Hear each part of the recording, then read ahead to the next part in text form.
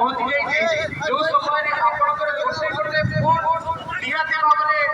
आमर ओडिशार प्रगति रथ को आउ टिके गतिशील करेबो काना आपण मानकर भोट सेही शक्ति अछि बिंदु बिंदु रे सिंधु हुए और सेही बिंदु बिंदु मिसिकरी नवीन पटनायक नामक जो सिंधु वर्तमान ओडिशार गत 25 वर्ष हेलानी पहुंची सेही परिप्रेक्षी में ओडिशार बहुत दिगरे बहुत उन्नति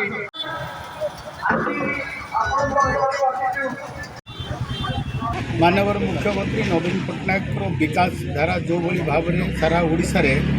जारी रही से विकास मुद्दा को विकास को आम मुद्दा करूँ ताकू आधार करके आम निर्वाचन लड़ुचु आशा तो रखुचु आम निश्चित भाव में आम